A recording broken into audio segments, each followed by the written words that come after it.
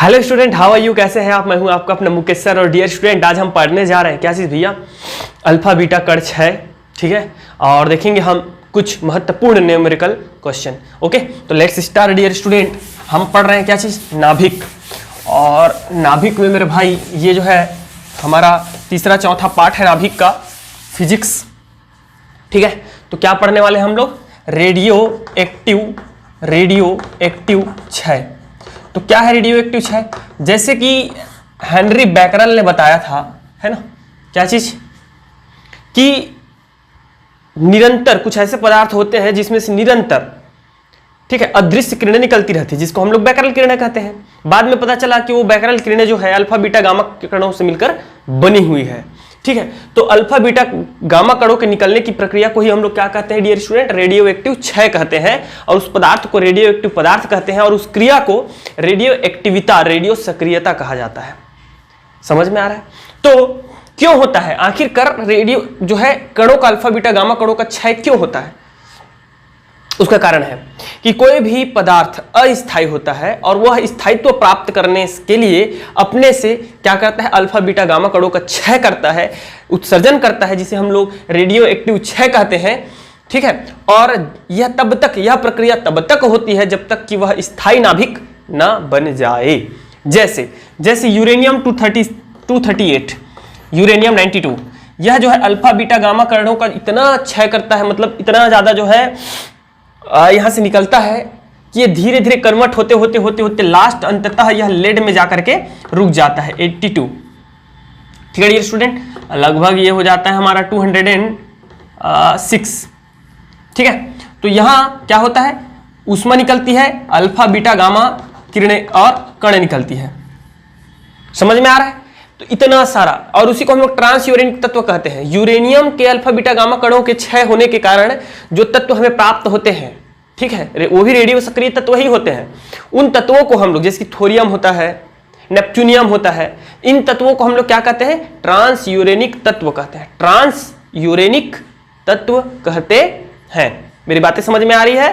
तो radio active क्षय क्यों होता है? अस्थायी नाभिक स्थायित्व प्राप्त करने हेतु अपने में से अल्फा बीटा गामा कणों का निरंतर जो है उत्सर्जन करते हैं, जिसे रेडियो एक्टिव क्षय कहते हैं। या रेडियो एक्टिव क्षय तब तक चलते रहता है जब तक कि वह अस्थायी नाभिक कोई स्थायी नाभिक ना बन जाए। बातें समझ में आ गई सबको अच्छे से? क्लियर है? अब बात करते हैं अल्फा क्षय की, ठीक है। क्या अल्फा क्षय, बीटा क्षय देखेंगे डियर। अल्फा क्षय, तो अल्फा क्षय क्या है? अल्फा क्षय क्या है मेरे भाई? अल्फा क्षय क्या है? देखो, जब कोई कण, जब कोई रेडियो सक्रिय पदार्थ ऐसे कणों का उत्सर्जन करता है जिसका द्रव्यमान हीलियम नाभिक के तुल्य होता है।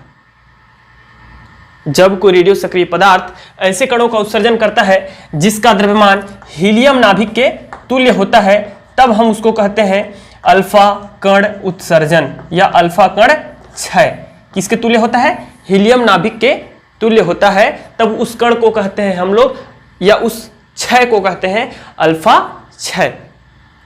इस प्रकार के क्षय में या उत्सर्जन में, उत्सर्जन भी बोल सकते हो आप, इस प्रकार के उत्सर्जन में नए तत्व का या नए नाभिक का द्रव्यमान पूर्व नाभिक के तुलना में 4 इकाई कम हो जाता है, एवं परमाणु क्रमांक पूर्व नाभिक की तुलना में 2 इकाई कम हो जाता है। रट्टा मार लो मेरे भाई, याद रख लो इस चीज को, ठीक है। न्यूमेरिकल करेंगे अभी हम लोग। तो क्या होता है? अल्फा कण उत्सर्जन के कारण क्या हो जाता है डियर स्टूडेंट? उसका जो द्रव्यमान है, नए तत्व का द्रव्यमान प्रारंभिक तत्व के द्रव्यमान के 4 इकाई कम हो जाता है, और उसका जो है परमाणु क्रमांक 2 इकाई कम हो जाता है। इसलिए हम अल्फा कण को हीलियम नाभिक के तुल्य मानते हैं और हीलियम नाभिक से ही प्रदर्शित करते हैं। मेरी बात समझ में आ गई? नहीं आई होगी तो देख लीजिए। सपोज करो कि X कोई नाभिक है, इसका परमाणु द्रव्यमान संख्या, जिसको हम लोग परमाणु भार और परमाणु द्रव्यमान भी कहते हैं, वह A है, और इसका जो परमाणु क्रमांक वो क्या है? Z है। तो इस प्रकार जब यह अल्फा कणों का क्षय करेगा, अल्फा कण उत्सर्जित करेगा, तो एक अल्फा कण बराबर होता है हमारा हीलियम के तुल्य होता है। और हीलियम में हम सब लोग जानते हैं परमाणु क्रमांक होता है 2 और उसका परमाणु द्रव्यमान होता है 4। तो इतना जब कम हो जाता है तो डियर स्टूडेंट ये बन जाएगा A-4Y और ये बन जाएगा Z-2। ठीक है, और प्लस आप लोग ऐसा भी लिख सकते हो, ये देखिए प्लस क्यों, मतलब ये है पूर्व तत्व अस्थायी नाभिक और ये क्या है स्थायी नाभिक। तो अल्फा कण उत्सर्जन से, क्षय से नए तत्व जो बनता है उसका द्रव्यमान पूर्व के 4 इकाई कम और परमाणु संख्या 2 इकाई कम रह जाता है। समझी गए सब लोग? ठीक, जैसे जस्ट लाइक एग्जाम्पल लेंगे हम लोग 238 यूरेनियम का 92। तो ये जब अल्फा कणों का उत्सर्जन करता है मेरे भाई तो बन जाता है थोरियम। क्या बन जाता है? थोरियम।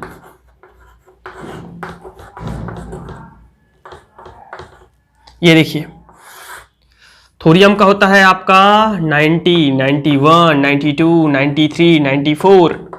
ओके, तो जैसे यूरेनियम जिसका परमाणु क्रमांक है 238, 235 भी होता है परमाणु द्रव्यमान संख्या, ये इसका जो है क्या होता है आपका समस्थानिक होता है ना। और इसमें जब 2 इकाई कम हो जाएगा तो 2 इकाई परमाणु क्रमांक कम होगा तो यहां आ जाएगा और इसका परमाणु द्रव्यमान संख्या हो जाएगा 234, 4 कम हो जाएगा ना यार। तो इस प्रकार ये हो जाएगा हम लोग का 234 एंड ये हो जाएगा 90 और प्लस यहाँ हो जाएगा 4, हीलियम हो जाएगा 2 और plus Q, where Q is बताएंगे क्या है। ठीक है, तो इतना लिखना है। अब डियर स्टूडेंट क्या मेरे भाई सुन लो सुन लो सुन लो, क्या अल्फा कण है क्या? इस प्रकार प्राप्त नए संतति नाभिक, नए नाभिक संतति नहीं बोलेंगे, नए नाभिक बोलेंगे। इस प्रकार प्राप्त नया नाभिक का द्रव्यमान पूर्व नाभिक की तुलना में कम प्राप्त होता है। इसमें कुछ द्रव्यमान में क्षति होती है और यह द्रव्यमान में कमी आइंस्टाइन के द्रव्यमान ऊर्जा समतुल्यता नियम के अनुसार, ठीक है, 2 कारकों में दो प्रकार से उपयोग होता है। पहला, कणों को गतिज ऊर्जा प्रदान करने में। भाई देखो यार, मैं दौड़ूंगा, ऊर्जा लगेगा कि नहीं लगेगा? लगेगा कि नहीं लगेगा? बताओ भला मुझे, लगेगा कि नहीं लगेगा? ऊर्जा लगेगा दौड़ूंगा तो कोई भी कण दौड़ता है, छटक के भागता है तो उसको एनर्जी की आवश्यकता होती है। तो एनर्जी कहां से आता होगा? एक बात। दूसरा, इसमें कुछ ऊष्मा मुक्त होती है, ऊर्जा मुक्त होती है, तो वो कहां से आता है? तो वो द्रव्यमान में जो कमी होती है, तो आइंस्टाइन के नियम के अनुसार, समतुल्यता नियम के अनुसार E = del mc²। तो द्रव्यमान में जो कमी होती है वो किस रूप में प्रकट होती है मेरे भाई? बोल दो, ऊर्जा के रूप में। मतलब द्रव्यमान ऊर्जा में कन्वर्ट होता है और ऊर्जा द्रव्यमान में कन्वर्ट होता है। बातें समझ में आ रही है? तो इस प्रकार से हम बोल सकते हैं, यदि संतति नाभिक का द्रव्यमान xm, ठीक है, नए नाभिक का द्रव्यमान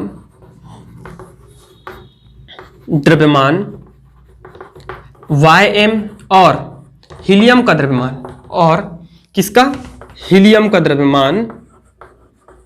द्रव्यमान क्या है? HEm है। तब उत्पन्न जो ऊष्मा होगा, उत्पन्न ऊष्मा, जो क्यों ऊष्मा उत्पन्न हो रही है उसका वैल्यू हो जाएगा डियर मेरे भाई, मेरे दोस्त, मेरे यार, xm - ym माइनस क्या हो जाएगा? हीलियम m और c²। ठीक है, क्यू की जगह में क्या रख सकते हो आप? क्यू या E। ठीक है, तो E = क्या हो जाएगा? mc²। तो ये m क्या है? वह द्रव्यमान है जो क्या पूर्व, मतलब इसके द्रव्यमान में कमी हो रही है। तो कितना कमी हो रही है? इसको और इसको घटा दीजिए तो उतना कमी हो रही है। तो उस द्रव्यमान और c², यह है आइंस्टाइन का जो है द्रव्यमान ऊर्जा समतुल्यता नियम। तो इस नियम के अनुसार जो ऊष्मा कम हो रही है वो इतना होगा। मेरी बात समझ में आ गई सबको अच्छे से? तो यह है अल्फा कण क्षय। ठीक है, अब देखते हैं बीटा कण क्षय कैसे होता है।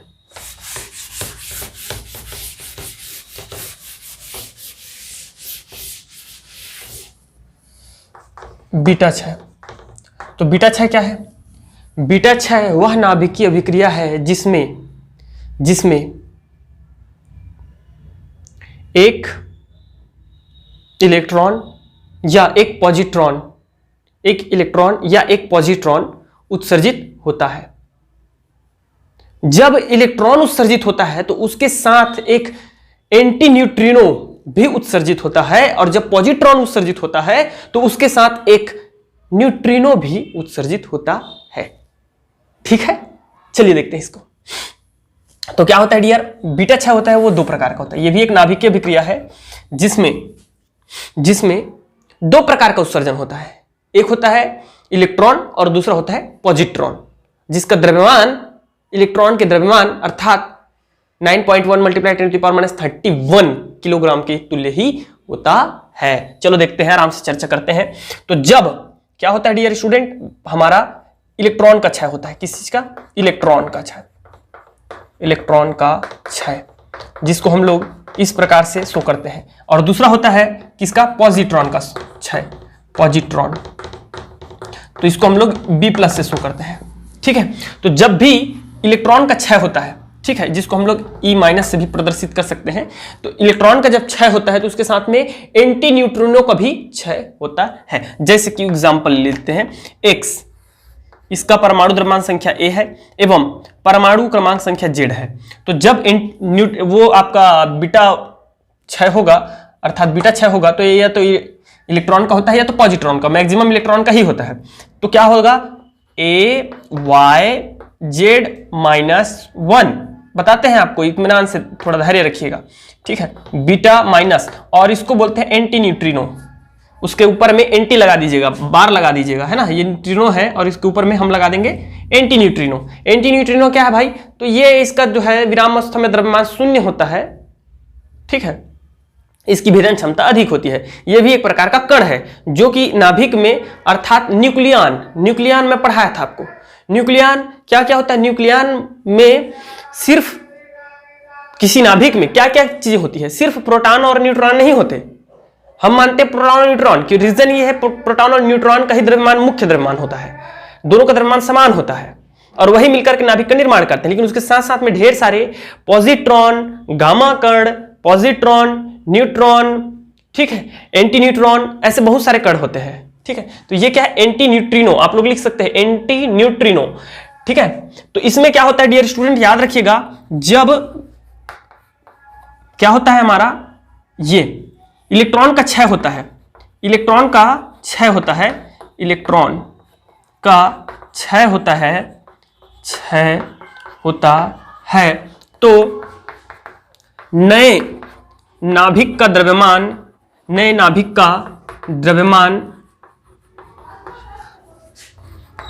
संतति के समान होता है, संतति नाभिक के समान होता है, मतलब पूर्व नाभिक के समान होता है, नाभिक के समान होता है, किंतु समान होता है, किंतु परमाणु क्रमांक, क्या चीज? परमाणु क्रमांक 1 बढ़ जाता है, जैसे कि आप देख पा रहे होंगे, सॉरी ये लीजिए, बढ़ जाता है, बढ़ जाता है। Okay okay okay, just like example ले ले, क्या बोल दो? Yes sir. फास्फोरस 15 32, तो जब इसमें पॉजिट्रॉन आपका इलेक्ट्रॉन उत्सर्जित होता है डियर स्टूडेंट, तो ये बन जाता है सल्फर 16, ठीक है, प्लस यहाँ क्या उत्सर्जित होगा? एक हमारा बीटा माइनस उत्सर्जित हो जाएगा। ओके, और मतलब ये हो जाएगा, और एंटी न्यूट्रिनो इस प्रकार। तो ये पूरा है भैया, ठीक है, इलेक्ट्रॉन क्षय। तो ये दो प्रकार का होता है बीटा क्षय, एक ये हो गया, दूसरा इधर देख लीजिए, दूसरा क्या है? जब पॉजिट्रॉन क्षय होगा तो क्या होगा? AX Z, यहां हो जाएगा AYZ-1। तो जब पॉजिट्रॉन क्षय होता है तो उसमें जो है परमाणु क्रमांक परमाणु द्रव्यमान संख्या से 1 कम हो जाता है, प्लस इसके साथ साथ डियर स्टूडेंट आप इसको इस प्रकार से शो करते हैं, और इसके साथ साथ क्या होता है? न्यूट्रिनो का भी क्षय होता है, एंटी न्यूट्रिनो न्यूट्रिनो का क्षय होता है। ठीक है, तो जब आप उसको पूरा लिख सकते हैं, पूरा लिख दीजिएगा, बस थोड़ा सा चेंज करना है, बढ़ जाता है को कम कर हो जाता है लिख दीजिएगा। सिमिलरली इसको पूरा लिख देंगे। जस्ट लाइक एक एग्जांपल अगर हम लोग ले लें तो जैसे कि मैं सोडियम का ले लेता हूं, सोडियम 23, ठीक है 11, तो जब सोडियम का ले लीजिए या किसी और का ले सकते हैं, ठीक है, तो ये बढ़ जाएगा आपका 24 हो जाएगा, सोडियम 11। अब बोलोगे सर ये मैग्नीशियम क्यों नहीं हो गया, तो भैया इसका परमाणु क्रमांक नहीं बढ़ रहा, परमाणु क्रमांक क्या हो जा रहा है, कम हो जा रहा है। ये हो जाएगा आपका 10, तो ये किसके तुल्य हो जाएगा, हीलियम के तुल्य, सॉरी हीलियम बोलता हूँ, नियॉन के तुल्य हो जाएगा इस प्रकार। ठीक है, और ये नहीं बढ़ेगा, 23 ही रहेगा। ओके, और प्लस ये बीटा माइनस और प्लस न्यूट्रिनो। इस प्रकार से आप डियर स्टूडेंट इसको समझ सकते हैं। बस इतना याद रखना, ये सब सारी चीजें आवश्यक नहीं है, इसमें ये मेन है, और इसको बस इतना बस याद रखिएगा, जब बीटा कण का क्षय होता है, न्यूमेरिकल क्वेश्चन के लिए बस इतना याद रखिएगा, जब बीटा कण का क्षय होता है किसी नाभिक से, तो उस नए नाभिक का द्रव्यमान संख्या पूर्व नाभिक के समान ही होता है, किंतु उसका परमाणु क्रमांक पूर्व नाभिक की तुलना में 1 बढ़ जाता है। ठीक है, बीटा कण क्षय होता 2 प्रकार का है, लेकिन मुख्य यही है जिसको मैंने अभी आपको बता दिया। ओके, चलिए थोड़ा सा देख लेते हैं गामा क्षय क्या होता है, उसके बाद फिर न्यूमेरिकल क्वेश्चन और आगे देखेंगे।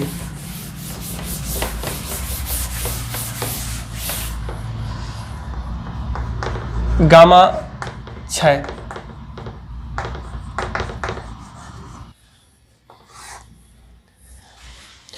तो गामा कण क्षय जो होता है वो एकदम सिंपल है। क्या होता है, गामा कण का क्षय अल्फा बीटा कणों के उत्सर्जन के पश्चात गामा कणों का उत्सर्जन होता है। गामा कण जो है एक विद्युत चुंबकीय कण होता है जिस पर न किसी प्रकार का आवेश होता है डियर। ठीक है, किसी भी प्रकार का आवेश नहीं होता। ओके, ध्यान रखिएगा।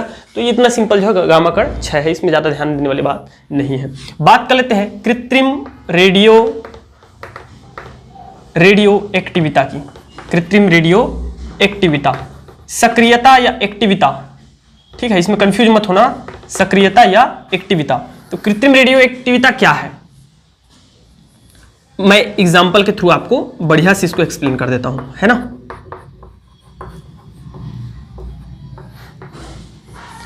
तो ये हो जाता है हमारा 8 + 1 7 2 9, ठीक है, 1 14 4 16 17 18, 17 और 1 18। ठीक, तो कृत्रिम रेडियो एक्टिविता क्या है, जब किसी स्थायी नाभिक पर अल्फा बीटा आदि कणों की बमबारी की जाती है। जब किसी स्थायी नाभिक पर अल्फा बीटा कणों की बमबारी की जाती है तो एक अस्थायी नाभिक प्राप्त होता है। एक अस्थायी नाभिक प्राप्त होता है। इस प्रक्रिया को कृत्रिम रेडियो एक्टिविता कहते हैं। एवं प्राप्त पदार्थ को रेडियो एक्टिव समस्थानिक कहते हैं। याद रखिएगा, क्या कहते हैं, रेडियो एक्टिव समस्थानिक कहते हैं, क्योंकि ये जो समस्थानिक प्राप्त हुआ है वो ऑक्सीजन का समस्थानिक है। सबको पता है भाई, ऑक्सीजन कितना होता है, ऑक्सीजन 8 16, तो ये समस्थानिक है कि नहीं, दोनों का परमाणु क्रमांक समान है किंतु परमाणु द्रव्यमान भिन्न भिन्न है। ओके, तो ये दोनों क्या है, समस्थानिक है। लेकिन ये समस्थानिक हमको कैसे प्राप्त हुआ, रेडियो एक्टिव समस्थानिक, क्योंकि ये जो है हमारा रेडियो एक्टिव अभिक्रिया के फलस्वरूप प्राप्त हुआ है। जब किसी स्थायी नाभिक पर अल्फा बीटा आदि कणों की बमबारी की जाती है तो उसका विघटन हो जाता है और विघटन होकर के एक नया पदार्थ प्राप्त होता है। उस पदार्थ को रेडियो एक्टिव समस्थानिक कहते हैं एवं इस प्रक्रिया को कृत्रिम रेडियो एक्टिविता कहते हैं। मेरी बात समझ में आ गई, एग्जांपल अच्छे से याद रखिएगा। ठीक है, अब बात कर लेते हैं डियर स्टूडेंट कृत्रिम रेडियो एक्टिविता के पश्चात प्रेरित रेडियो एक्टिविता की। ठीक है, प्रेरित रेडियो एक्टिविता। देखिए, कृत्रिम रेडियो एक्टिविता और प्रेरित रेडियो एक्टिविता, इसमें ज्यादा अंतर नहीं है, थोड़ा सा अंतर है, उस चीज को आपको समझना है। ठीक है, तो अंतर क्या है, डिफरेंस क्या है, ये देखिए डियर स्टूडेंट। जब किसी विशेष स्थायी नाभिक पर उच्च ऊर्जा वाले कणों की बमबारी की जाती है, अर्थात अल्फा बीटा गामा कणों की बमबारी की जाती है, तो एक अस्थायी नाभिक प्राप्त होता है जो कणों के बमबारी को रोकने के पश्चात भी वह प्रक्रिया आगे चलती रहती है, अर्थात कणों का उत्सर्जन चलता रहता है। इस प्रक्रिया को प्रेरित रेडियो एक्टिविता कहते हैं। ठीक है, जैसे एग्जांपल देखोगे तो समझ में आएगा आपको। ये जेम्स चैडविक का है, स्पेशल जेम्स चैडविक का। और जेम्स चैडविक स्पेशल क्यों है मेरे भाई? जेम्स चैडविक स्पेशल क्यों है? क्योंकि इन्होंने क्या किया था? न्यूट्रॉन की खोज की थी, है ना। रदरफोर्ड ने किसका? प्रोटॉन का खोज किया था। ठीक है, और जेम्स चैडविक ने न्यूट्रॉन का खोज किया था। चलिए देखते हैं इसकी प्रक्रिया क्या थी। जैसे आपका बोरान परमाणु पर, एक नाभिक पर बोरान स्थायी, विशेष और स्थायी नाभिक पर जब अल्फा कणों की बमबारी की जाती है अर्थात हीलियम की, तो इसके विघटन के पश्चात एक अस्थायी नाभिक प्राप्त होता है। जैसे कि 10⁴14, ठीक है, 5 2 7 नाइट्रोजन, एक अस्थायी नाभिक प्राप्त होता है। अस्थायी है अर्थात स्थायित्व प्राप्त करने के लिए क्या करता है? 13N7 एक समस्थानिक बना लेता है और 1N0। इसी को हम लोग जेम्स चैडविक ने नाम दिया था क्या चीज? न्यूट्रॉन। देख लीजिए, इसी प्रक्रिया के दौरान न्यूट्रॉन प्राप्त हुआ था। जब बोरान पर हीलियम अल्फा कणों की बमबारी की जाती है, तब जाकर के आपको क्या प्राप्त होता है? न्यूट्रॉन प्राप्त होता है डियर स्टूडेंट। लेकिन ये यहीं पे नहीं रुकता है। आपने तो एक बार बमबारी करा दी, ये बन जाना चाहिए था, लेकिन ये क्या हुआ? प्रेरित हुआ और ये बन गया, और इसके प्रेरण से फिर से नया बन जाता है। 13N7 जो है अगेन क्या करता है? बीटा कणों का उत्सर्जन करता है। और बीटा कण का जब उत्सर्जन करेगा तो आप सबको पता है, जब बीटा कण का उत्सर्जन होता है तो उसके साथ में पॉजिट्रॉन, न्यूट्रिनो भी क्या होता है? उत्सर्जित होता है। और जब भी बीटा कण उत्सर्जन होता है तो उसके परमाणु द्रव्यमान संख्या में कोई परिवर्तन नहीं आता, लेकिन उसका क्या होता है डियर? उसका जो है एक कम हो जाता है। ठीक है, सॉरी यार, ये पॉजिट्रॉन में होगा, बीटा कण में नहीं होगा, पॉजिट्रॉन में होगा। मतलब बीटा कण में ही होगा लेकिन पॉजिट्रॉन में होगा, इलेक्ट्रॉन में नहीं होगा। तो यह न्यूट्रियॉन हो जाएगा। ठीक है, एंटी न्यूट्रिनो नहीं होगा, न्यूट्रिनो होगा। ओके, तो ये देखिए, ये क्या हो रहा है? प्रेरण के द्वारा 1 2 3 स्टेप में पूर्ण हो रहा है। होना एक बार चाहिए था इसको। तो यही है प्रेरित रेडियो एक्टिविता। जब किसी स्थायी और विशेष नाभिक पर उच्च ऊर्जा वाले अल्फा बीटा कणों की बमबारी कराई जाती है तो उसके विघटन के फलस्वरूप एक अस्थायी नाभिक प्राप्त होता है, जो वही नहीं रुकता, अपितु वह क्रिया निरंतर चलती रहती है एवं अल्फा बीटा कणों का जो है उत्सर्जन होते रहता है। इस प्रकार की प्रक्रिया को प्रेरित रेडियो एक्टिविता कहते हैं। सबको समझ में आ गया अच्छे से? चलिए अब न्यूमेरिकल देखें, कुछ न्यूमेरिकल का क्वेश्चन देख ले। बिल्कुल देख लेते हैं सर।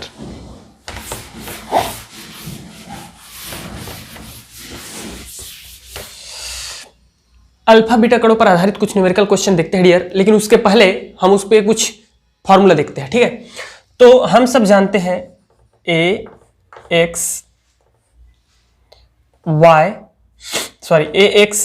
Z।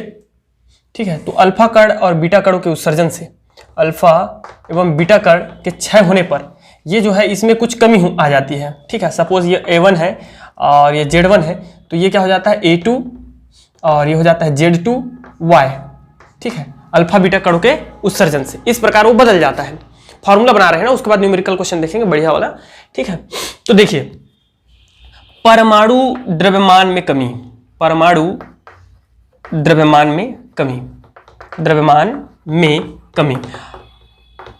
द्रव्यमान में कमी क्या हो रही है dear student? A1 minus A2। परमाणु द्रव्यमान में कमी क्या हो रही है? A1 minus A2। उससे जैसे कि सबको पता है कि एक अल्फा कण के उत्सर्जन से परमाणु द्रव्यमान में 4 इकाई की कमी हो जाती है, क्योंकि अल्फा कण हमारे किसके तुल्य होता है? हीलियम नाभिक के तुल्य होता है। और बीटा कण के उत्सर्जन से आप सबको पता है उसका परमाणु क्रमांक में वृद्धि हो जाता है। ठीक है, लेकिन उसका परमाणु द्रव्यमान में कोई परिवर्तन नहीं आता। तो परमाणु द्रव्यमान में जो परिवर्तन आता है वो स्पेशली किसके कारण आता है? अल्फा कण उत्सर्जन के कारण आता है। बीटा कण से उसके परमाणु द्रव्यमान में कोई परिवर्तन नहीं आता है। ठीक है, तो परमाणु द्रव्यमान में कुल कमी क्या हो जाएगी? A1 minus A2। अब वो कितना होगा वो देखेंगे यार, है ना। चूंकि एक अल्फा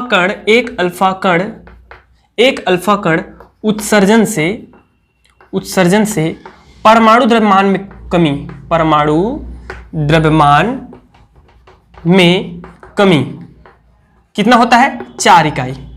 4 इकाई कमी होती है भाई, सबको पता है। एक अल्फा कण उत्सर्जन से परमाणु द्रव्यमान में कमी 4 इकाई का होता है। अतः अल्फा कणों की संख्या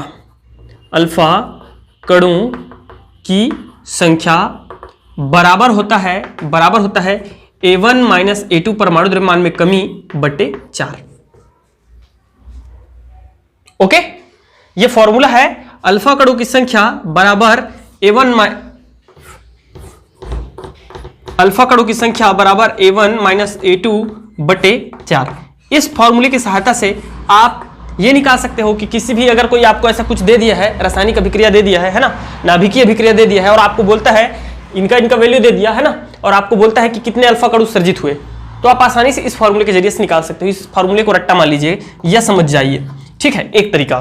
दूसरा, कई क्वेश्चन ऐसे आते हैं जिसमें आपको हमें संतति नाभिक का परमाणु द्रव्यमान दिया रहता है, परमाणु क्रमांक दिया रहता है, और बोल देता है कि 4 अल्फा कण उत्सर्जित हो रहे हैं, 2 अल्फा कण उत्सर्जित हो रहे हैं, तो बताइए कि कितना जो है हमारे नए नाभिक का कितना जो है परमाणु द्रव्यमान होगा, परमाणु क्रमांक होगा। तो उसके लिए ये बहुत आवश्यक है। समझ में आ गया सबको अच्छे से? याद रखिएगा, alpha is equal to A1 minus A2 by 4। Okay, next, परमाणु क्रमांक में परिवर्तन।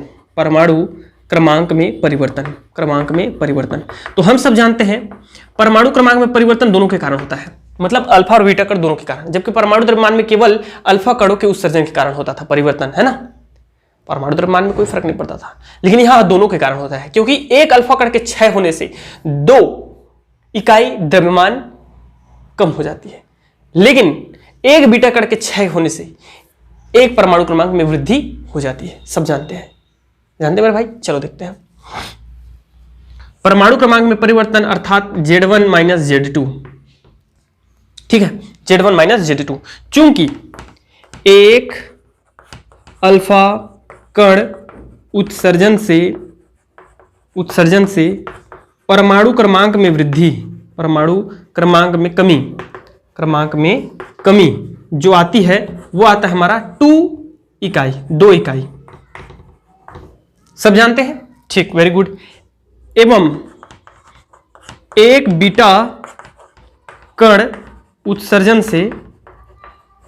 से परमाणु क्रमांक में वृद्धि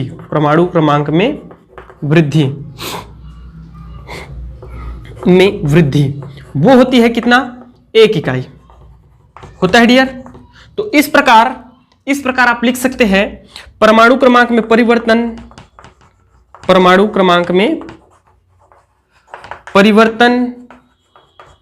बराबर 2 अल्फा कण इकाई माइनस 1 बीटा कण इकाई। क्योंकि ये क्या है? परिवर्तन मतलब कमी को शो कर रहे हैं ना, कमी, ठीक है, तो इसलिए 2 अल्फा कमी और 1 जो है वृद्धि हो रही है, उसके लिए वो नेगेटिव रहेगा। ओके, तो यहां हो जाएगा हम लोग का Z1 minus Z2 that is equal to हो जाएगा 2 अल्फा माइनस बीटा। अब मुझे यहां अल्फा कण को तो हम लोग यहां से निकाल लेंगे यार आसानी से, हमें बीटा कण का फॉर्मूला निकालना है, तो बीटा निकालना है मेरे भाई, तो इसको इधर लेके आ जाओ और इसको इधर लेके चले जाओ यार। मतलब beta that is equal to, इसको जब मैं इधर लेके आऊंगा, ठीक है, इसको इधर लेके आऊंगा, या ऐसे समझिए क्या करेंगे, इसको माइनस कर दीजिए Z1 और इसको प्लस कर दीजिए Z2, इसको माइनस कर दीजिए अल्फा और इसको प्लस कर दीजिए, मतलब माइनस का सब में गुणा कर दो, कोई फर्क नहीं पड़ता, ठीक है। इधर माइनस कर दिया, इधर प्लस हो गया, ये माइनस हो गया और ये प्लस हो गया। तो बीटा का वैल्यू निकालना है तो इसको इधर ट्रांसफर कर दो, तो ये क्या हो जाएगा बताइए मुझे। पहले Z2 को रख देते हैं, Z2 पॉजिटिव, फिर माइनस Z1 और Z1 प्लस 2 अल्फा। तो इस फॉर्मूले की सहायता से हम लोग निकाल लेते हैं बीटा कण, कितना बीटा कण उत्सर्जित हो रहा है। तो इन दोनों फॉर्मूले को आप लोग अच्छा से याद कर लीजिए। Alpha is equal to A1 minus A2 by 4 और beta is equal to Z2 minus Z1 plus 2 alpha. Okay, चलिए देखते हैं कुछ न्यूमेरिकल क्वेश्चन इन पे बेस्ड।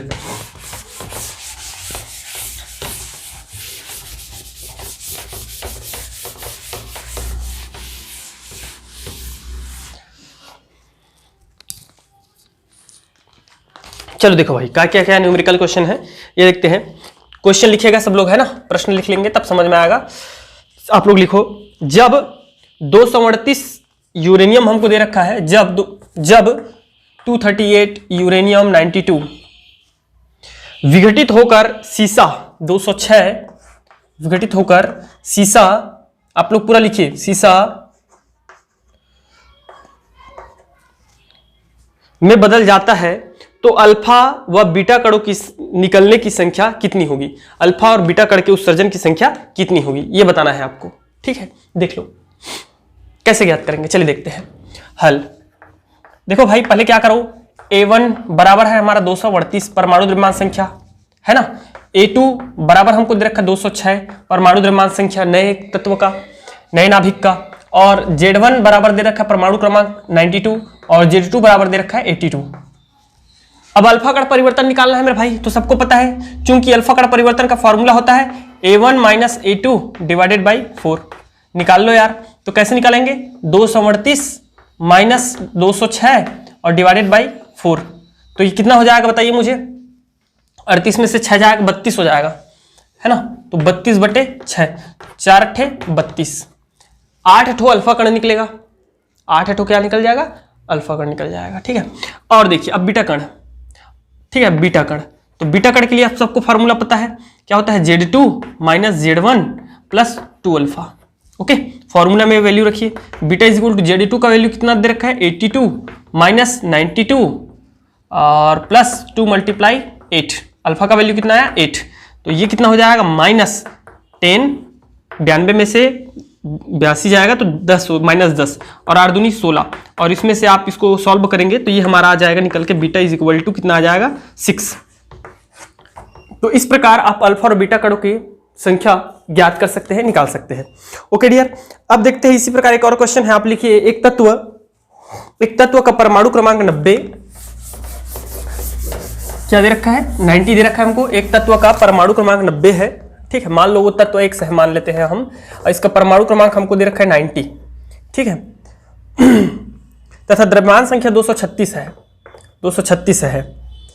इसमें 4 अल्फा व 2 बीटा कणों का उत्सर्जन के पश्चात, 4 अल्फा और 2 बीटा कणों के उत्सर्जन के पश्चात बनने वाले नए तत्व के परमाणु क्रमांक एवं द्रव्यमान संख्या ज्ञात कीजिए। तो हमको यहाँ Z2 मान के चलिए, Z2 क्योंकि ये Z1 है और ये हमारा X1 है, ठीक है, तो Z2 और X2 का वैल्यू हमको फाइंड आउट करनी है। ओके, तो कैसे करेंगे, ये वेरी सिंपल है, ये भी हम सब जानते हैं, अल्फा कणों की संख्या बराबर होता है Z1 minus Z2 divided by A1 minus A2 A1 Z1 Z2 A2 divided by 4 होता है मेरे भाई।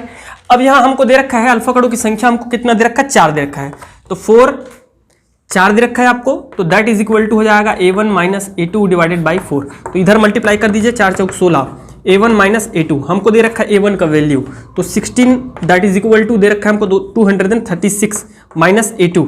ओके, तो इधर माइनस माइनस कर दीजिए, इसको प्लस कर दीजिए, तो A2 का जब वैल्यू निकालोगे तो इसको इधर भेज दीजिएगा, तो ये हो जाएगा आपका 236 माइनस 16, तो 236 माइनस 16 बराबर कितना हो जाएगा डियर स्टूडेंट, 220, 220 आ गया।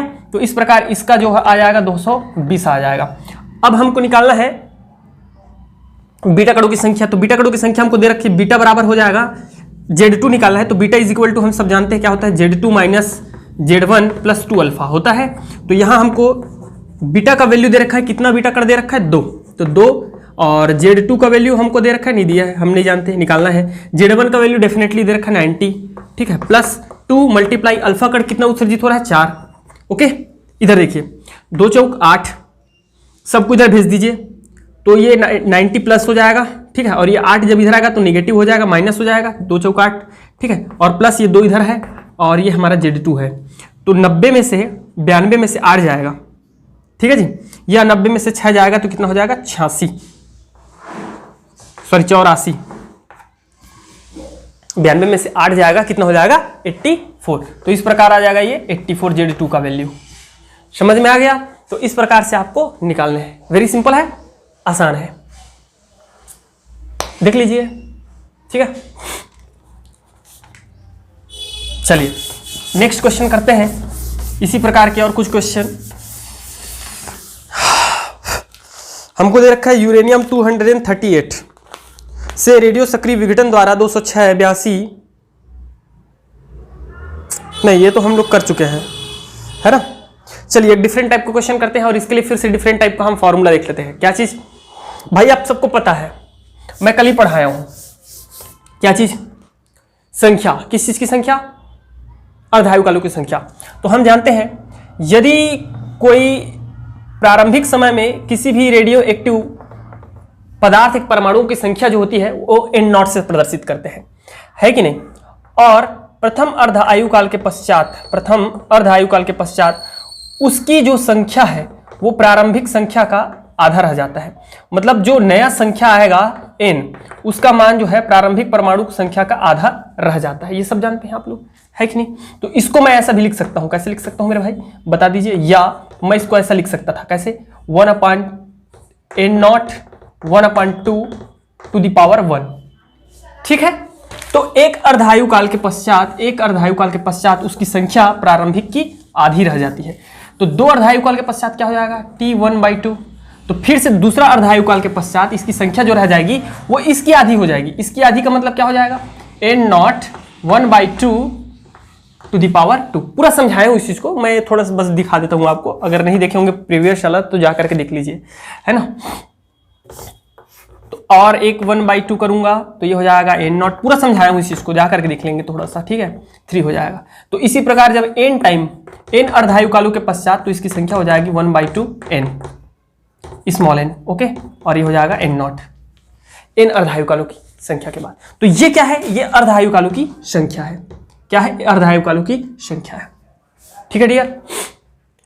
तो अर्ध आयुकालों की संख्या जो होती है, आयुकाल की संख्या जो होती है, आयुकाल की संख्या एक फॉर्मूला बनाते हैं हम लोग। अर्ध आयुकाल की संख्या n बराबर होता है डियर स्टूडेंट हमारा संपूर्ण समय बटे अर्ध आयुकाल। ये एक फॉर्मूला है जिसको हम लोग n that is equal to t divided by t1/2 से प्रदर्शित करते हैं। ओके, ये एक फॉर्मूला है। दूसरा फॉर्मूला तो यहां आपको दिख ही रहा है, n that is equal to n0 1/2 n। तो n अर्धायुकालों के पश्चात उसकी संख्या, किसी रेडियो एक्टिव परमाणु की संख्या प्रारंभिक संख्या की कितनी गुनी रह जाएगी, तो हमको ये ज्ञात होना चाहिए। तो हम ये आसानी से निकाल सकते हैं। तो ये ज्ञात करने के लिए आपको ये आना चाहिए। ये एक फॉर्मूला है, ठीक है, इसको ध्यान में रखना है आपको। तो अर्ध आयुकालों की संख्या जो होती है वो संपूर्ण आयुकाल और अर्ध आयुकाल के अनुपात के बराबर होता है। तो ये फॉर्मूला याद रखिएगा और ये फॉर्मूला तो यहां से आप जनरेट कर सकते हैं। समझ में आ गया? चलिए इस पर जब क्वेश्चन करेंगे तब ज्यादा अच्छे से समझ में आएगा आपको। क्वेश्चन मेरा कुछ ऐसा है, एक रेडियो एक्टिव पदार्थ, आप लोग पूरा लिखेंगे, है ना, मैं सिर्फ काम की चीजों को लिख देता हूं। एक रेडियो एक्टिव पदार्थ की अर्ध आयुकाल 30 दिन है। लिख लीजिए आप लोग। तो t1/2 that is equal to 30 दिन, 30 दिन है, ठीक है। 90 दिन के बाद रेडियो एक्टिव परमाणुओं की संख्या कितनी होगी? 90 दिन पश्चात रेडियो एक्टिव परमाणु की संख्या कितनी होगी? ये लीजिए, कितनी होगी? रेडियो एक्टिव परमाणु की संख्या कितनी होगी means that n is equal to question mark. इतना चीज हमको दे रखा है, ठीक है। अब फॉर्मूला लगाइए। n बराबर हम सबको पता है, n बराबर होता है dear 1/2 n0 1/2 to the power n। होता है कि नहीं होता है? तो ये ज्ञात करने के लिए मुझे क्या ज्ञात होना चाहिए? ये ज्ञात होना चाहिए, ठीक है, ये ज्ञात होना चाहिए। और ये कहां से निकालेंगे? तो n बराबर होता है t1/2। तो t इज इक्वल टू दे रखा है कंप्लीट 90 दे रखा है और ये दे रखा है 30। तो 30 तिया 90, 3 हो गया। तो इस प्रकार प्रारंभिक का कितना हो जाएगा? n0 1/2 to the power 3। तो 1/2 टू द पावर 3 का वैल्यू होता है 8। तो n0/8 अर्थात आप आंसर में ये लिखेंगे, क्या लिखेंगे? ये आ गया ना आंसर हमारा, n is equal to n0/8। या इसको आप ऐसे लिख सकते हो, 100 डिवाइडेड बाई 8 कर दीजिए। तो 100 डिवाइडेड बाई 8 करेंगे तो कितना हो जाएगा बताइए मुझे? कितना हो जाएगा जी बोलिए? 12.5%। देख लीजिए ना, ऐसे निकाल लीजिए। 4 दूनी 8 और 25 चौक 100, दैट इज इक्वल टू 12.5%। तो आपका 2 आंसर आ सकता है, यहाँ लिख सकते हो। क्या आंसर लिख सकते हैं, ये देखिए 90 दिन पश्चात, 90 दिन पश्चात परमाणु की मात्रा, प्रारंभिक मात्रा की, आपको ऐसा पूरा लिखना है, मात्रा प्रारंभिक मात्रा की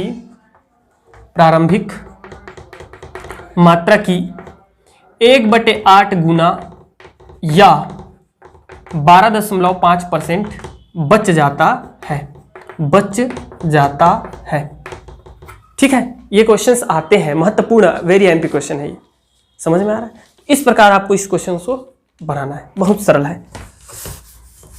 मैं आपको अर्ध आयुकाल, ठीक है, और क्या बोलते हैं क्षय नियतांक, अर्ध आयुकाल, कितना समय, उस पर क्वेश्चन नहीं करा रहा हूं। रीजन ये है, आप केमिस्ट्री में जाइए मेरे भाई, मैं रिक्वेस्ट करता हूं आपको, अगर आप पढ़ना चाहते हो तो केमिस्ट्री में अध्याय नंबर 4 में जाइएगा। 4 में मैं सेम चीज़ों को बेहतरीन तरीके से पढ़ाया हूँ एकदम, और वहाँ बहुत सारा क्वेश्चंस कराया हूँ, जाकर एक बार देख लीजिएगा। ठीक है, एक क्वेश्चन और कर लेते हैं। आयोडीन का अर्ध आयुकाल 60 दिन है। आप लोग लिख लीजिएगा, आयोडीन का अर्ध आयुकाल 60 दिन है। T1/2 that is equal to 60, 60 दिन है। 180 दिन बाद T इज इक्वल टू 180, 180 दिन बाद प्रारंभिक मात्रा का कितना प्रतिशत रह जाएगा, प्रारंभिक मात्रा का कितना प्रतिशत रह जाएगा। तो ये जो है हमारा परमाणु की मात्रा कितना रह जाएगा प्रारंभिक मात्रा की तुलना में, ये बोल रहे हैं। सेम चीज है और कुछ नहीं, डिफरेंट कुछ नहीं, सबको पता है। n इज इक्वल टू निकालोगे तो 6 या 18 3 आ जाएगा। इस प्रकार n इज इक्वल टू आ जाएगा n0 और 1/2 to the power 3 that is equal to n0/8, means that प्रारंभिक मात्रा का कितना परसेंट रह जाएगा, प्रारंभिक मात्रा का 1/8 गुना रह जाएगा।